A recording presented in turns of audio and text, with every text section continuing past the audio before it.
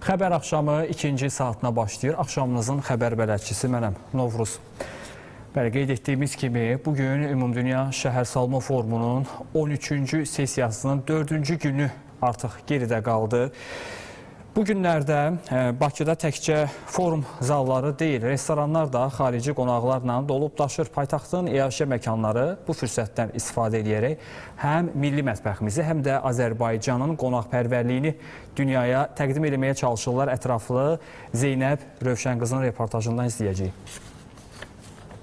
VUF 13 çərçivəsində Bakıya gələn minlərlə xarici qonaq şəhərin turizm həyatını canlandırmaqla yanaşı restoran sektorunda da ciddi hərəkətlilik yaradıb. Paytaxtın restoranları bu dövrü yalnız kommersiya baxımından deyil, həm də Azərbaycan mətbəxini və qonaqpərvərliyini dünyaya təqdim etmək üçün mühüm fürsət kimi qiymətləndirirlər. Xüsusilə milli mətbəx təqdim edən restoranlarda rezervasiyaların sayında artım müşahidə olunur. Bir çox restoran menyularını ingilis və digər xarici dillərdə hazırlayıb. Personal üçünsə əlavə xidmət və kommunikasiya təlimləri təşkil olunub. Bir ölkəni təmsil edən əsas simvol onun mətbəxidir. Xüsusilə söhbət Azərbaycan mətbəxindən gedirsə. Əgər bir ölkəyə ilk dəfə səfər etmisinizsə, mütləq oradakı yeni dadları, yəni sizin üçün yeni olan dadları kəşf etməyə çalışırsınız. Bunun üçünsə ən əsas məsələ həmin yeməklər barədə informasiyanın əlçatan olmağıdır. Ona görə də VUF 13 ilə bağlı restoranlarımız xüsusi hazırlıq görüb və gördüyünüz kimi istənilən bir turist yaxınlaşır və istənilən yemək barədə informasiyanı asanlıqla əldə edir. Məqsəd yalnız yemək təqdim etmək deyil, Azərbaycan mədəniyyətini də qonaqlara hiss etdirməkdir. Turistlərin böyük bir hissəsi bizim bələd olduğumuz, amma onlar üçün yeni olan yerli dadları sınamaq istəyir. Turistlər əlbəttə bizim milli mətbəxdən daha çox maraqlanırlar. Əsasən bizim bu manqal yeməkləri olsun, xəmir yeməkləri olsun, kabab növləri olsun, qutab olsun. Bunlara üstünlük var. İlk gələn maraqlanır onlarla. Rusiya olsun, Qazaxıstan, Özbəkistan, Ukraynadan gələn qonaqlarımız şərab içəcəksə ilk növdə deyir ki, bəs mənə nar şərabı ver. Axırıncı dəfə bizdə Kenyadan olmuşdu, Kolumbiyadan var idi, digər ölkələrdən. Onlar onu təəccüblə qarşılayırlar, baxırlar, amma çox da xoşlarına gəlir. Çünki bizim yerli ətimiz də dadlı olur, yerli məhsullarımız da dadlı olur. Bizim aşbazlar da ümumiyyətlə bizim yerli kulinariya bilirik ki, yəni ilk sıralardadır. Yəni bəyənilir və təkrarən də bura üz tuturlar. Milli mətbəx uzun illərdir ki, ölkənin ən güclü turizm brendlərindən hesab olunur. Lakin bu siyahıya yerli məhsullarımızı da əlavə etmək lazımdır. Azərbaycan çayının ətri, dadı, keyfiyyəti onsuz da bütün dünyaya nam salıb. Məhz buna görə də ölkəyə gələn qonaqlar Azərbaycan çayına xüsusi maraq göstərir və onlar üçün belə məhsulların, yerli məhsullarımızın satıldığı mağazalar daha əlçatan yerlərdə, ərazilərdə açılıb. Məsələn, bizim adət etdiyimiz Azərbaycan paxlavası onlar üçün tamamilə yeni bir məhsuldur. Xüsusilə düşünmürəm ki, hansısa xarici vətəndaş məhz Laçın balının və Bakı zəfəranının birgə vəhdətini təsəvvür eləyə bilsin. Buna görə də məhz turistlərə, gələn qonaqlara bu məhsulları dadmaq imkanı yaradılıb. VUF 13 ilə əlaqədar olaraq turistlərin axını daha çox genişlənməyə başlayıb. Son bir həftəmizdə bunu daha çox hiss edirik. Məqsədimiz sadəcə satış deyil, həmçinin öz məhsullarımızı, çaylarımız, paxlavalarımız, həmçinin yerli digər məhsullarımızın dünyaya çatmasıdır. Məsələn, zəfərandır, hansı ki onları daha çox maraqlandırır. Çaylarımızı daha çox onları cəlb eləyir. Ballarımız da həmçinin. Bunlar onlar üçün daha spesifik məhsullar olduğuna görə, onların zövqünə uyğun, onlar bunu əldə etməyi daha çox sevirlər. Daha çox təəccübünə səbəb olan bizim zəfəranımızın keyfiyyətidir. Həmçinin çaylarımızın dadıdır və paxlavalarımızın xüsusi hazırlanma qaydasıdır. Məsələn, bizim paxlavalarımız əsasən balla hazırlandığına görə onları bu daha da çox cəlb eləyir. VUF 13 təkcə şəhərsalma və beynəlxalq əməkdaşlıq platforması deyil, eyni zamanda Azərbaycanın qonaqpərvərliyini nümayiş etdirmək üçün də xüsusi imkan yaradır. Restoran və mağaza sektoru isə bu imkanın ən görünən və ən dadlı hissəsinə çevrilib. Zeynəb Rövşənqızı, Əhməd Mahmudov, Real. Bəli, işğaldan azad olunan ərazilərdə bugün təkcə bərpa yox, yeni və dayanıqlı şəhər modeli qurulur. VUF 13-də bildirilib ki, mina təhlükəsi yenidən qurma prosesini ləngitsə də, Qarabağ artıq yaşıl enerji və müasir şəhərsalma layihələri ilə dünyanın diqqətini cəlb edir. Xarici investorların bölgəyə marağı isə Azərbaycanın azad edilən torpaqlarda yeni inkişaf tarixi yazdığını göstərir.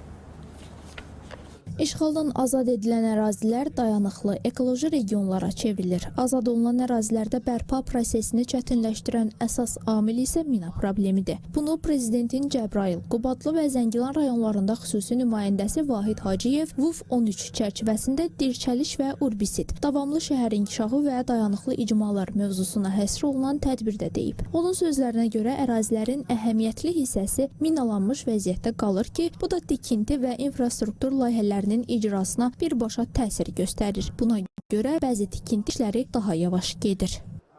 Son 4 ildə regionda dağıdılan ərazilərin bərpası və onların geniş miqyaslı transformasiyası üzrə nəhəng həcmdə işlər görülüb.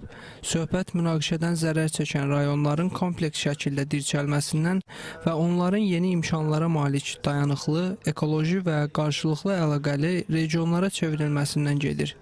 Cəbrayıl, Qubadlı və Zəngilandakı ümumi dağıntılar, Şərqi Zəngəzurun bir vaxtlar çiçəklənən şəhər, qəsəbə və kəndlərinin yer üzündən silindiyi, çoxillik işğalın fəsadlarının əsl miqyasını əyani şəkildə əks etdirir. Canlı və inkişaf etmiş yaşayış məntəqələrindən yalnız xarabalıqlar qalıb. Tədbirdə iki əsas mövzu, urbisit, yəni şəhərlərin dağıdılması və bərpa işləri müzakirə edildi. Yaxın Şərqdə, Şərqi Avropada münaqişələr, müharibələr gedir. Ukraynada, Suriya, bunların əraziləri darmadağın olunub. Onların ərazilərdə də urbisit faktiki olaraq baş verib və biz bu ölkələr bilirsiniz ki, yardım göstəririk. Ukraynada İrpin şəhərində bərpa işləri gedir. İndi biz Türkiyə ilə birgə Suriyada müəyyən bir layihələr həyata keçirmək fikrindəyik. Ona görə bu təcrübə ki bizdə var, bu ölkələrdə tətbiq oluna bilər. Eyni zamanda biz bugünkü paneldə Almaniyadan, İsveçrədən və digər ölkələrdən mütəxəssislər dəvət etmişik. Onların da müəyyən təcrübəsi var. Balkan müharibələrdən sonra olan təcrübə, Afrikada olan. O da bizim üçün faydalıdır ki, onlardan öyrənək. Yəni bu bir belə deyək, təcrübə mübadiləsidir. Hamı üçün mən bilən. So the panel which we have today will be some overlapping topics. Günəş enerji potensialını nəzərə alaraq BP və digər xarici investorlar artıq investisiya layihələrinin icrasına başlayıblar. Hazırda Cəbrayılda 240 meqavat gücündə günəş elektrik stansiyası tikilir və əlavə 100 meqavatlıq layihələr də həyata keçirilir. Bəli, Bakıda keçirilən VUF 13 beynəlxalq tədbiri dünya şəhərsalma gündəmini Azərbaycana gətirir. Xarici İşlər Naziri müavini Yalçın Rəfiyev bildirib ki, forum həm iştirakçı sayına, həm də qlobal marağa görə indiyədək keçirilən ən diqqət çəkən sessiyalardan biridir. COP29-dan sonra baş tutan bu tədbir Azərbaycanın iqlim və şəhərsalma sahəsində beynəlxalq dialoq üçün mühüm platformaya çevrildiyini göstərir. Birləşmiş Millətlər Təşkilatının Ümumdünya Şəhərsalma Forumunun 13-cü sessiyası COP29-dan sonra Bakıda keçirilən olduqca tarixi, əlamətdar tədbirdir. Bu iki əlamətdar hadisə, iqlim prosesi və şəhərsalma arasında körpü qurulması sahəsində Azərbaycanın töhfəsi yüksək qiymətləndirilir. Bunu Real TV-yə özəl müsahibəsində Xarici İşlər Nazirinin müavini, COP29-un baş danışıqçısı Yalçın Rəfiyev deyib. COP29 Azərbaycan tarixinin ən böyük burada keçirilmiş tədbir kimi çox böyük rol oynadı. Həm ölkəmizdə müvafiq təcrübənin daha da inkişaf etdirilməsi üçün, yəni böyük tədbirlərə ev sahibliyi etmək. Amma eyni zamanda bir qlobal iqlim gündəliyinə böyük bir töhfə oldu. Əldə olunmuş nəticələr, dövlətlərin konsensus qərarı ilə əldə olunmuş nəticələr tarixi xarakter daşıyırdı, xüsusilə iqlim maliyyəsi ilə bağlı olan. Ancaq eyni zamanda VUF 13 ilə bağlılığı nöqteyi nəzərindən iqlim və şəhərsalma mövzuları bir-birindən kənarda baxıla bilməz. Xüsusilə müasir şəhərsalma trendlərinə diqqət yetirdikdə müasir şəhərin əsas meyarlarından biri onun iqlimə davamlı olmasıdır. Və Azərbaycanın COP29 sədrliyi zamanı da bizim əsas sədrlik təşəbbüslərimizdən biri məhz şəhərsalma ilə bağlı idi. Və indi hal-hazırda Azərbaycan tərəfinin irəlilətdiyi önəmli təşəbbüslərdən biri ki, dünən biz onunla bağlı artıq burada tədbir təşkil etdik və dünya ictimaiyyəti tərəfindən də böyük dəstək var. Bu, Bakı Davamlılıq Koalisiyası adlandırdığımız COP sədrləri ilə WUF sədrlərini birləşdirən ev sahibi ölkələrini bir platformadır. Azərbaycan son 4-5 COP ev sahibi ilə son 4-5 WUF-a ev sahibliyi edən ölkələri birləşdirən bir koalisiya təsis edib və bu koalisiya iqlim və şəhərsalma mövzularına birlikdə baxır, birlikdə diqqət yetirir və hər iki prosesdə irəli sürülən təşəbbüslərin bir-biri ilə uyğunluğunu təmin edir. Bu olduqca önəmlidir o baxımdan ki, artıq dünyada bu mövzulara olan diqqət böyükdür. Bu iki prosesin də bir-biri ilə əlaqələndirilməsi hər ikisinin yekun nəticələrində bir-birini nəzərdə tutmağı daha da açıq şəkildə şərait yarada bilir. Xarici İşlər Nazirinin müavini qeyd edib ki, WUF 13-ə maraq və iştirak səviyyəsi kifayət qədər yüksəkdir. Bu tədbirdə ilk dəfədir ki, bu qədər geniş və fərqli seqmentləri əhatə edən böyük iştirakçı kütləsi müşahidə olunur. Bəli, forum çərçivəsində həmçinin keçirilən təlimdə dünyada milyardlarla insanın hələ də təhlükəsiz sanitar xidmətlərdən məhrum olduğu diqqətə çatdırılıb. Müzakirələrdə bildirilib ki, xüsusilə qeyri-rəsmi yaşayış məntəqələrində sanitariya problemi artıq təkcə infrastruktur yox, həm də sağlamlıq və sosial bərabərlik məsələsinə çevrilib. Ümumdünya Şəhərsalma Forumunun 4-cü günündə keçirilən ən mühüm WUF akademi təlimlərindən biri qeyri-yaşayış məntəqələrində təhlükəsiz, inklüziv və hüquq əsaslı sanitar xidmətlərin təmin olunmasına həsr olunub. 120 dəqiqəlik bu təlim birbaşa olaraq forumun qeyri-rəsmi yaşayış məntəqələrinin transformasiyası mövzusuna uyğunlaşdırılıb və şəhər idarə etməsi üzrə yerli qurumların institusional və praktiki bacarıqlarının gücləndirilməsini hədəfləyir. Bu mövzunun aktuallığı qlobal miqyasda son dərəcə yüksəkdir. BMT məlumatlarına əsasən dünyada təxminən 3,4 milyard insan təhlükəsiz idarə olunan sanitar xidmətlərə çıxışdan mərhumdur. Eyni zamanda tullantı sularının cəmi 56% təhlükəsiz şəkildə təmizlənir. Bu rəqəmlər göstərir ki, təmiz su və sanitariya hədəfi qlobal səviyyədə ciddi geriləmə ilə üz-üzədir. Problemin ən kəskin hissəsi isə məhz qeyri-rəsmi yaşayış məntəqələrində müşahidə olunur. Bu ərazilərdə sanitar infrastrukturun çatışmazlığı təkcə texniki məsələ deyil, eyni zamanda sosial bərabərsizlik, sağlamlıq riski və şəhər daxilində marginallaşma faktoru kimi çıxış edir. Bugünkü təlim bu problemin şəhərsalmanın mərkəzinə gətirir və sanitar xidmətləri yalnız texniki infrastruktur kimi deyil, şəhər bərpasının strateji başlanğıc nöqtəsi kimi təqdim edir. Təlimin birinci sessiyasında diqqət bərabərsizlik və sosial inklüzivlik üzərində qurulub. İkinci sessiya daha çox əməyin təhlükəsizliyi və risklərin idarə olunmasına həsr olunub. Üçüncü sessiya isə daha sistemli yanaşma təqdim edir. Dünya təcrübəsi göstərir ki, bu yanaşma artıq bir çox ölkələrdə tətbiq edilir.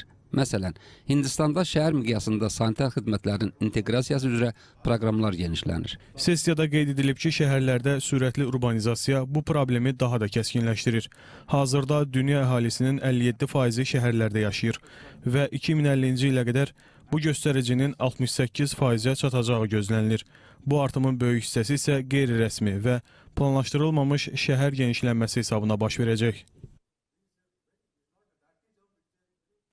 Bəli, Azərbaycan işğaldan azad edilən ərazilərdə müasir və dayanıqlı şəhərsalma modeli quraraq yeni inkişaf nümunəsi formalaşdırır. WUF 13 çərçivəsində bildirilib ki, Qarabağda ağıllı kənd və enerji səmərəli yaşayış layihələri artıq real nəticələr verir. Azərbaycan bu təcrübəni beynəlxalq tərəfdaşlarla bölüşərək bölgədə həyata keçirilən yenidən qurma prosesini dünya üçün nümunə kimi təqdim edir. Azərbaycanın işğaldan azad edilən ərazilərində müasir şəhərsalma və transformasiya layihələri həyata keçirilir. Bunu Prezidentin Cəbrayıl, Qubadlı və Zəngilan rayonlarında xüsusi nümayəndəsi Vahid Hacıyev Real TV-yə eksklüziv müsahibəsində dedi. Xüsusi nümayəndənin sözlərinə görə Ağalı və digər kəndlərdə enerji səmərəli və rəqəmsal həllərlə ağıllı kənd konsepsiyası tətbiq olunur. Yeni salınmış qəsəbələr və kəndlər artıq ağıllı şəhər konsepsiyanın üzərində qurulur. Bizim ilk saldığımız kənd Ağalı kəndidir. Ona yanaşı artıq siz bildiyiniz kimi Məmmədvəli kəndi var və həmin bu iki kəndlər artıq 500-ə yaxın ailə məskunlaşıb və ağıllı kənd konsepsiyası nəzərində qurulub. O deməkdir ki, bizim bu evlərdə yaşıl enerji mənbələrdən istifadə edirik, həm dam örtüklərdə günəş panellərdən istifadə edirik. Digər tərəfindən Ahalı və Mədbərli kəndinin yaxınlığında göl mövcuddur və həmin bu göl vasitəsilə biz su elektrik stansiyasını qurmuşuq və həmin bu su elektrik stansiyası vasitəsilə bütün kəndə, hər iki kəndə biz enerji təminatını edirik. Vahid Hacıyev həmçinin qeyd etdi ki, Qarabağın yenidən qurulması dayanıqlı inkişaf prinsipləri əsasında aparılır. Eyni zamanda VUF çərçivəsində Azərbaycan öz təcrübəsini beynəlxalq tərəfdaşlarla bölüşür. Digər tərəfindən bizim digər kəndlərimiz də artıq tikilməkdədir. Xorovlu kəndi artıq yekunlaşıb. O da ahıllı kənd konsepsiyasının üzərində qurulub. Bizim digər kəndlər də artıq tikilməkdədir. Cahangirbəyli kəndi, Zəngilanda, Qubadlıda, Marhuzlu Zilanlı kəndi, Cəbrayıl rayonunda Sultanlı kəndi və həmin bu kəndlər də artıq biz həmin bu konsepsiyalardan istifadə edib tikmək üzərədir. Bugün də biz VUF deməli çərçivəsində, Dünya Şəhərsalma Forumu çərçivəsində əlbəttə ki öz təcrübəmizi beynəlxalq tərəfdaşlarla bölüşürük və bu cür görüşlərin əlbəttə ki bizim üçün də çox əhəmiyyətlidir. Düşünürəm ki beynəlxalq tərəfdarlarımız üçün də kifayət qədər önəmlidir. Çünki post-konflikt ölkələrində bu cür layihələri sıfırdan və dayanıqlı aparılması əlbəttə ki hər birimiz üçün və bütün dünya üçün çox əhəmiyyətli bir şeydir. Qeyd edək ki, Bakıda keçirilən Ümumdünya Şəhərsalma Forumunun 13-cü sessiyası çərçivəsində Azərbaycanda ağıllı və davamlı şəhər layihələri tədbiri təşkil edilib. Tədbir zamanı Prezidentin Cəbrayıl, Qubadlı və Zəngilan rayonlarında xüsusi nümayəndəsi Vahid Hacıyev işğaldan azad edilən ərazilərdə görülən işlər barədə beynəlxalq tərəfdaşlara ətraflı məlumat verib və Azərbaycanın təcrübəsini bölüşüb. VUF 13 çərçivəsində keçirilən müzakirələrdə dünyada sürətlə artan miqrasiya və şəhərləşmə prosesi diqqət mərkəzində olub. Bildirilib ki, hazırda dünyada 300 milyondan çox miqrant yaşayır və şəhərlərin bu prosesə uyğun, təhlükəsiz və dayanıqlı şəkildə inkişafı vacib məsələyə çevrilib. Azərbaycan isə forumda həm miqrantlar üçün yaradılan şəraiti, həm də beynəlxalq əməkdaşlığa açıq mövqeyini nümayiş etdirib. Azərbaycanda miqrantların təhlükəsiz və rahat yaşaması üçün uyğun şərait yaradılıb. Azərbaycan daim miqrasiya və şəhərsalma mövzusunda əməkdaşlığa açıqdır. Bu sahədə müntəzəm görüşlər keçirilir və yeni əməkdaşlıqlar qurulur. Bunu Dövlət Miqrasiya Xidmətinin rəisi Vüsal Hüseynov VUF 13 çərçivəsində keçirilən miqrasiya və şəhərlər təhlükəsiz, innovativ və dayanıqlı idarəetmə çərçivəsi adlı tədbirdə dedi. Onun sözlərinə görə Ümumdünya Şəhərsalma Forumunun 13-cü sessiyasının Bakıda keçirilməsi Azərbaycanın artan beynəlxalq nüfuzunun, uğurlu diplomatik fəaliyyətinin və qlobal inkişaf gündəliyinə verdiyi tövhələrin göstəricisi kimi dəyərləndirilir. Miqrasiya prosesləri dünya üzrə yüksək dinamika ilə artır. 2 həftə əvvəl sonuncu dünya miqrasiya hesabatı açıqlandı və bu hesabata əsasən dünyada beynəlxalq miqrantların sayı 304 milyondur və bu hesabat beynəlxalq miqrantları əhatə edir, yəni sərhədləri aşan halları və daxili miqrasiya rəqəmlərini götürsək, bu rəqəmdən 3 dəfə, bəzi hesablamalara görə 4 dəfə artıq sayı əhatə edir və dünya əhalisinin deməli 50%-dən artığının şəhərlərdə yaşamasını, eyni zamanda 2050-ci ilə qədər 70% əhalinin şəhərlərdə yaşamasını nəzərə alaraq, təbii ki, deməli şəhərsalma və miqrasiya arasında əlaqə çox aktual bir məsələ olaraq deməli ortaya çıxır və təbii ki, bu prosesdə insanların deməli yeni şəhərlərə yerləşməsi, urbanizasiya prosesində onların dövlət xidmətlərinə, sosial xidmətlərə çıxışı, bu prosesdə inteqrasiya, bərabər imkanların təmin olunması, həssas vəziyyətdə olan şəxslərə yönəlik tədbirlər müzakirə tələb edir. Tədbirdə çıxış edən Beynəlxalq Miqrasiya Təşkilatının baş direktorunun müavini Ugoçu Danielsin sözlərinə görə dünyada 300 milyon miqrant var. Dünya sürətlə şəhərləşir. Şəhərləşmə çərçivəsində yeni iş yerləri yaradılır. VUF 13 çərçivəsində böhranlara cavab verən şəhərlərin salınması barədə müzakirələr aparıldı. Biz bütün hökumətləri dayanıqlı inkişaf hədəflərinə çatmaq üçün birlik olmağa çağırırıq. Miqrasiya və şəhərlər mövzusunda keçirilən tədbir rəsmi çıxışlardan sonra panel müzakirələrlə davam edib. Bakıda keçirilən beynəlxalq konfransda 22 ölkədən gələn nümayəndələr kolonializmin bugün də yaratdığı sosial və şəhərsalma problemlərini müzakirə ediblər. Çıxış edənlər bildiriblər ki, müstəmləkə siyasətinin nəticələri xüsusilə yerli xalqların şəhər mərkəzlərindən sıxışdırılması və sosial bərabərsizliyin artması ilə özünü göstərir. Tədbirdə gənclərin dekolonizasiya prosesində və daha ədalətli şəhərlərin qurulmasında mühüm rol oynadığı vurğulanıb. Müstəmləkəçiliyin problemləri, yoxsulluq, yaşayış səviyyəsi, təhsil, səhiyyə və s. Bunların hamısının üzərində duran əsas məsələ məhz müstəmləkəçiliyin özüdür. Yəqin ki, anlayırsınız, müstəmləkəçilikdə yaxşı heç nə yoxdur. Bugün Bakı Təşəbbüs Qrupunun təşəbbüsü ilə Qlobal Cənub Gənclər Platformasının ilk beynəlxalq tədbiri keçirildi. Dekolonizasiya prosesində gənclərin şəhərsalmada rolu adlı konfransda ilk dəfə olaraq BMT-nin Gənclər Ofisi də nümayəndələri ilə təmsil olundu. Tədbirdə indiki və keçmiş müstəmləkələri təmsil edən gənc tədqiqatçılar, beynəlxalq hüquq və səhiyyə sahəsi üzrə mütəxəssislər, müstəqillik tərəfdarı olan siyasi partiyaların və təşkilatların nümayəndələri və digər qonaqlar olmaqla ümumilikdə 22 ölkədən nümayəndə iştirak etdi. Onların çağırışları kolonializm və neokolonializmin davam edən təsirlərinə qarşı daha güclü və koordinasiyalı mübarizə mexanizmlərinin qurulması, azlıqların üzləşdiyi sistemli ayrı-seçkilik və hüquq pozuntularının beynəlxalq gündəmin mərkəzinə gətirilməsi və bu problemlərə qarşı konkret, nəticə yönümlü təşəbbüslərin irəli sürülməsi idi.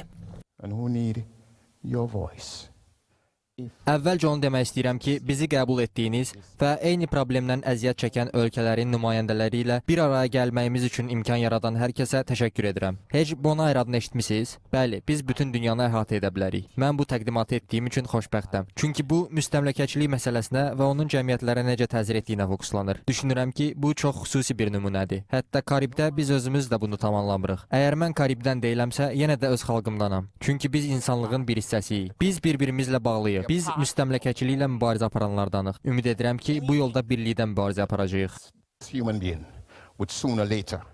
Konfransda bildirildi ki, müstəmləkə ərazilərində urbanizasiya prosesləri ciddi struktur problemləri, sosial bərabərsizlik və infrastruktur çatışmazlıqları ilə müşayiət olunur.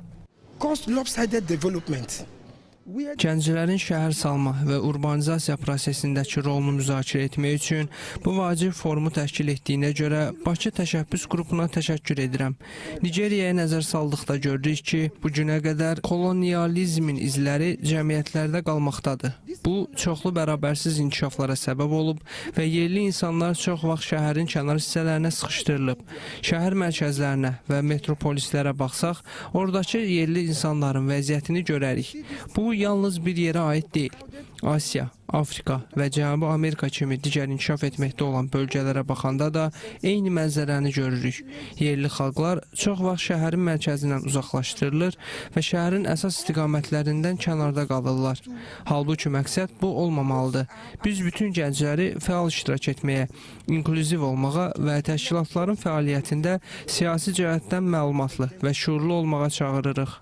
So the identity of the people, it talks about culture, it talks about our history. Konfransda çıxış edən Bakı Təşəbbüs Qrupunun rəhbəri Abbas Abbasovun sözlərinə görə Qlobal Davamlı Gənclər Platformasına yeni üzvlərin qəbul olunması gözlənilir. Bura yeni üzv olan ölkə və ərazilər sırasında Misir, Bonaire və həmçinin Sint Martin də var. Tədbirdə mənzil təminatı sahəsində mövcud çağırışlar, eləcə də bu problemlərin yerli əhali üzərində yaratdığı təsirlər də müzakirə olundu. Nigar Namik, Azər Qarayev, Real. WUF 13-də iştirak edən Kamerun nümayəndələri sürətli urbanizasiyanın yaratdığı problemlərin həlli üçün Bakı forumunu vacib platforma kimi qiymətləndirirlər. Forum çərçivəsində xüsusilə ağıllı şəhərlər, rəqəmsal həllər və əlçatan mənzil məsələləri ətrafında fikir mübadiləsi aparılır. Kamerun nümayəndələri hesab edir ki, beynəlxalq əməkdaşlıq şəhərlərin daha təhlükəsiz, rahat və dayanıqlı inkişafına imkan yarada bilər. Bir sıra ölkələrdə olduğu kimi Kamerunda da urbanizasiya son illərdə sürətlə artıb. Ölkənin ən böyük şəhərləri olan Douala və Yaoundé urbanizasiyanın əsas mərkəzinə çevrilib. Kənd yerlərində iş imkanlarının az olması səbəbindən insanların şəhərlərə, xüsusən də qeyd edilən ərazilərə axını çoxalıb.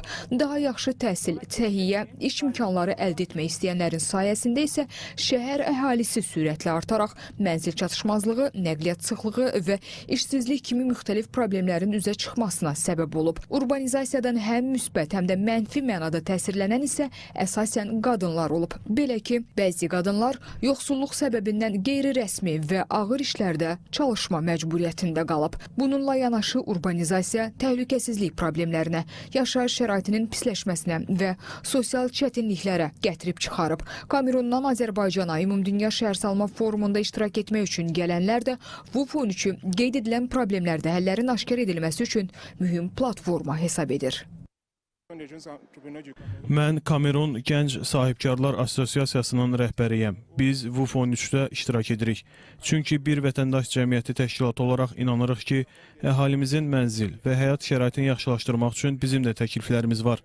Xüsusilə gənclər və qadınlar üçün mənzil əldə etməyin çox çətin olduğunu bildiyimiz bir vaxtda bu məsələ olduqca vacibdir. Məhz buna görə də biz innovasiya, ağıllı şəhərlər və şəhər həllərinin rəqəmsallaşdırılması ilə bağlı öz həll yollarımızı təqdim etmək üçün bura, VUF-a gəlmişik. Bu texnologiyalar şəhərlərin daha yaxşı və yaşayış üçün daha əlverişli olmasına imkan verəcək. Bugün burada olmağımızın səbəbi də budur. Kamerun kimi bir çox ölkədə sürətli urbanizasiya və onun yaratdığı problemlərlə üzləşib. VUF 13 isə mühüm platforma olaraq oxşar problemləri yaşayan ölkə iştirakçılarına fikir mübadiləsi üçün şərait yaradır. Bildiyiniz kimi Kamerun böyük ölkədir və bu tədbirdə fəal iştirak edir. Hazırda biz mənzillərin maliyyələşdirilməsi ilə bağlı sessiyanı izləyirik. Masamızın ətrafında Mali, Kongo Demokratik Respublikası və öz ölkələrində eyni mənzil problemləri ilə qarşılaşan digər tərəfdaş ölkələrin nümayəndələri də var.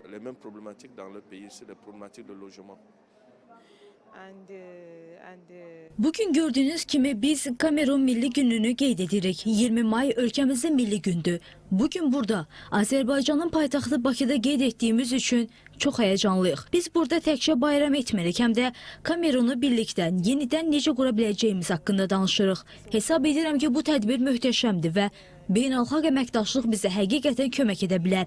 Çünki birlikdə daha yaxşı inkişaf edə, daha böyük işlər görə və daha güclü şəhərlər inşa edə bilərik. Qeyd edək ki, VUF 13-də urbanizasiyanın sürətlə artması nəticəsində yaranan mənzil çatışmazlığı əsas müzakirə mövzularından biridir. Forumda hökumətlər, beynəlxalq təşkilatlar və mütəxəssislər bir araya gələrək ucuz və dayanıqlı mənzil tikintisi, sosial ev problemləri və şəhər planlaşdırılmasının gücləndirilməsi kimi həll yolları təklif edirlər. Eyni zamanda qeyri-rəsmi yaşayış məntəqələrinin yaxşılaşdırılması və sakinlərin həyat şəraitinin yüksəldilməsi də əsas istiqamətlər biridir. Bəli, yeni qlobal Bakı şəhərsalma mükafatı təsis edilib. Mükafat Azərbaycan hökuməti və BMT-nin məskunlaşma proqramı tərəfindən təsis edilib. Bu barədə VUF 13 Azərbaycan əməliyyat şirkəti məlumat yayıb. Bildirilir ki, Azərbaycan hökuməti və BMT-nin məskunlaşma proqramı dayanıqlı şəhər inkişafı sahəsində yeni qlobal mükafat Bakı şəhərsalma mükafatını təsis edir. Bakı şəhərsalma mükafatı uzunmüddətli sosial, iqtisadi və ekoloji təsir potensialına malik praktik şəhər həllərinin beynəlxalq səviyyədə təşviqinə yönəlmiş qlobal platforma kimi formalaşdırılır. Mükafat Ümumdünya Şəhərsalma Forumunun 13-cü sessiyasının əsas qalıcı irsindən biri olacaq. Mükafat forum çərçivəsi ilə məhdudlaşmayacaq, qlobal şəhər gündəliyinin uzunmüddətli təşviqinə xidmət edən beynəlxalq mexanizm kimi nəzərdə tutulur.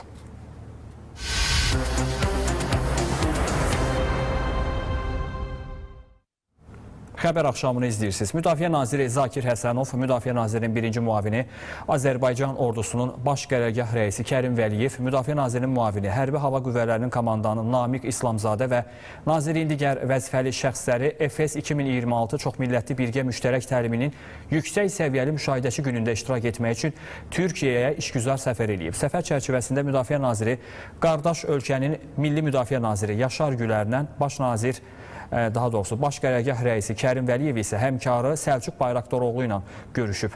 Görüşlərdə ölkələrimiz arasında hərbi texniki və hərbi təhsil sahələrində əməkdaşlıqların mövcud vəziyyəti və perspektivləri müzakirə edilib. Hər iki ölkə həyata keçirilən birgə layihələrin və təlimlərin əhəmiyyətini vurğulayıb. Qeyd edilib ki, səfər çərçivəsində Müdafiə Nazirliyinin rəhbər heyətinin, Azərbaycan ordusunun və ümumilikdə 50 ölkədən 10.300 hərbi qulluqçunun iştirakı ilə keçirilən Efes 2026 çoxmillətli birgə müştərək təliminin yüksək səviyyəli müşahidəçi gününün gecə və gündüz mərhələlərində iştirakı planlaşdırılır.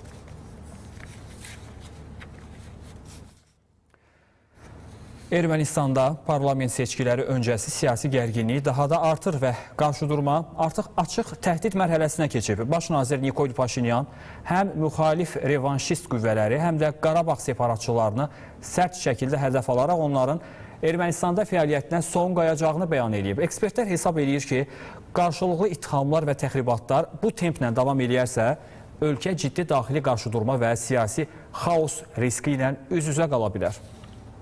Ermənistanda keçirilən parlament seçkilərinin təbliğat kampaniyası ciddi qarşıdurma və təxribatlar fonunda keçirilir. Hakim Vətəndaş Müqaviləsi Partiyası radikal revanşist müxalif qüvvələri xarici kəşfiyyat qurumları ilə əlaqələrini ifşa etməklə, qarşı tərəf isə Paşinyanın əhali ilə görüşlərində təxribatlar törətməklə təbliğat ssenariləri qururlar. 2 gün bundan əvvəl sosial mediada Qarabağ separatçıları tərəfindən Paşinyana qarşı sui-qəsdin təşkil ediləcəyi barədə təhdid dolu video görüntülər yayımlandı. Video görüntülərdə üzü bağlı silahlı erməni terrorçuları bəyanat yayaraq Paşinyana xəbərdarlıq etdilər ki, onun hərəkət marşrutu və iş qrafiki onlara məlumdur və istənilən vaxt baş naziri öldürə bilərlər. Digər tərəfdən isə artıq 3-cü dəfədir ki, Paşinyanın sakinlərlə görüşündə Qarabağ separatçılarından təşkil edilmiş şəxslər baş nazirə qarşı təxribatlar törədir, onun seçki təbliğatını pozmağa çalışırlar. Təbii ki, Paşinyan da ona qarşı yönələn təxribatlara cavab verməyə çalışır. Hətta sonuncu belə bir insident vaxtı əsəbi şəkildə Qarabağ ermənilərini fərari adlandıraraq onları liderlərlə bir yerdə məhv edəcəyini bəyan etdi. Qeyd edim ki, ilk dəfədir ki, Paşinyan Qarabağ ermənilərini Ermənistandan qovacağını və köklərini kəsəcəyini bildirib. Sitat: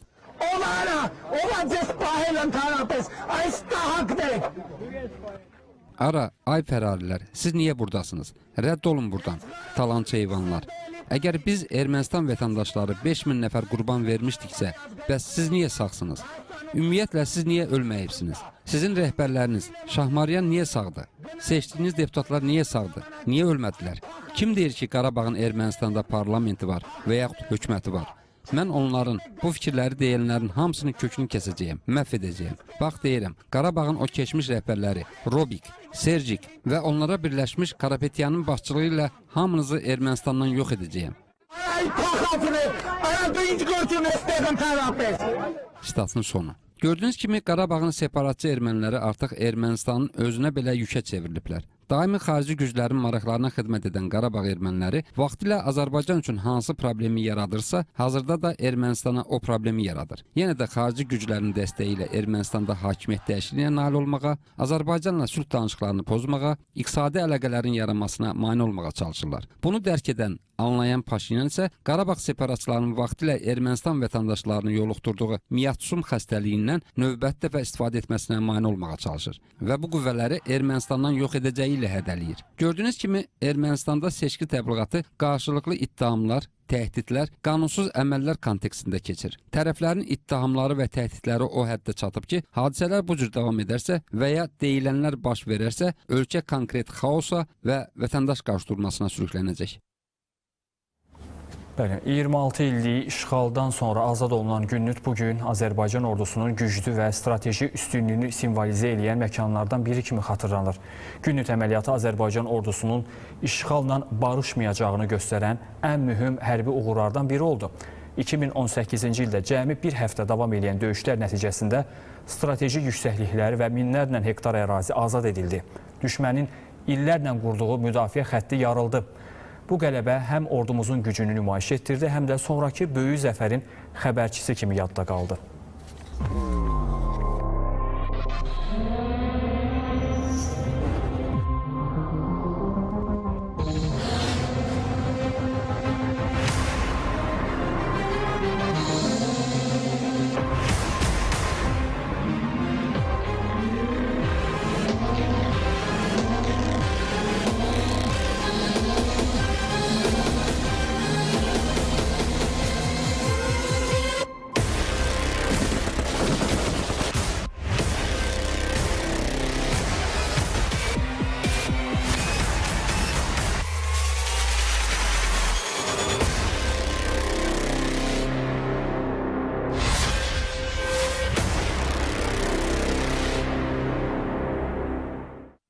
İndi bu yerlərə zəfərdən doğan günəş işıq saçır.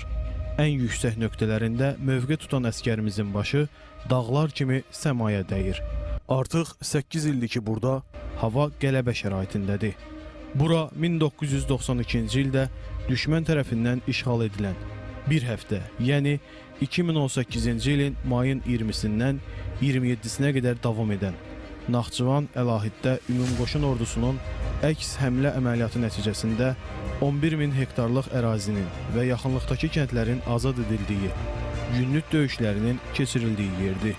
Hərbi əməliyyatlar zamanı cəmi bir nəfər əskərimiz Adil Tatarov şəhid olub.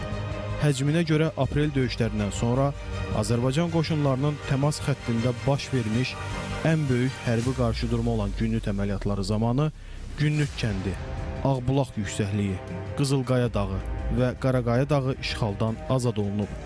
Dərələyəz mahalının Arpa kəndi isə ordumuzun nəzarəti altına keçib.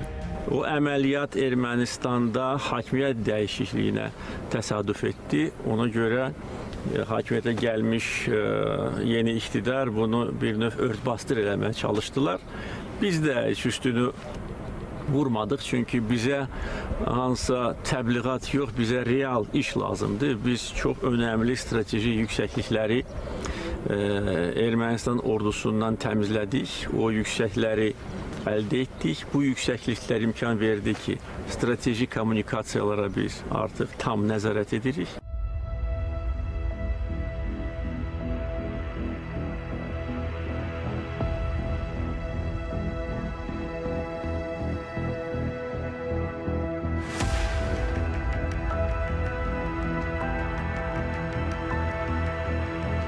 Aprel döyüşlərindən sonra ordumuzun zəfər tarixinə qızıl hərflərlə yazılan günlük əməliyyatının nəticəsidir ki, bugün Azərbaycan ordusu İrəvan, Keşikkənd, Goruz, Laçın, Xankəndi magistral yoluna nəzarət edir.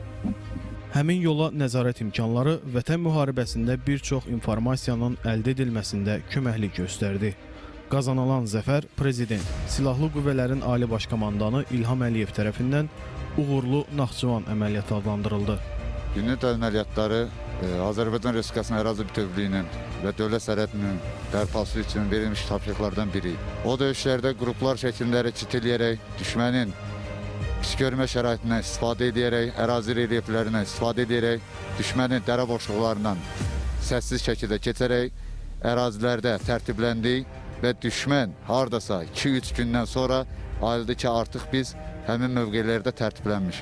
Ərazimizin 11 min kvadrat kilometri düşmən tapdağından azad edilmişdir. Bəli, bu həm də ki, əlahiddə qoşun ordunun təyinatlı bölmələrin necə bir döyüş qabiliyyətində olduğunu göstərir. Artıq 5 ildir ki, qürurla qeyd etdiyimiz günlük zəfəri, aprel döyüşləri, Tovuz döyüşləri və nəhayət Vətən müharibəsində şanlı zəfərimizin Azərbaycan xalqı dövlətinin ordu birliyinin real nümayişi və hərbiçilərimizə fəxir gətirən şanlı tariximizin parlaq səhifələrindən biridir. Günlük əməliyyatı mənim üçün ilk dəfə idi bölmə tərkibində hər hansı bir tapşırığı yerinə yetirirdik.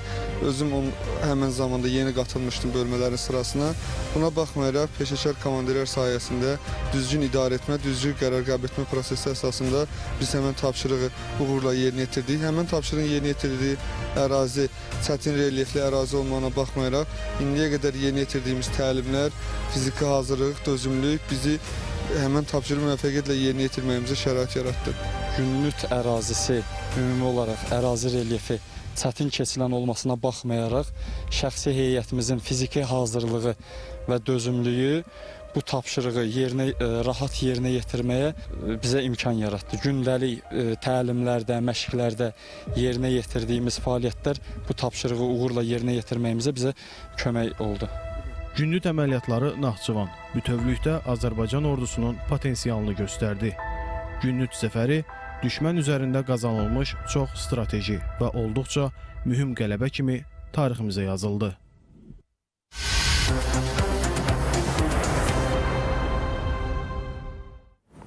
Xəbər axşamını izləyirsiniz. ABŞ Senatında İranla bağlı yeni siyasi qarşıdurma yaranıb. Senatorlar Prezident Donald Trump'ın Konqresin icazəsi olmadan İrana qarşı hərbi əməliyyatları davam etdirməsinə məhdudiyyət qoyulmasını tələb edirlər. Vaşinqtonda müzakirələr göstərir ki, İran ətrafında gərginlik azalmaq əvəzinə həm siyasi, həm də hərbi müstəvidə daha da dərinləşir.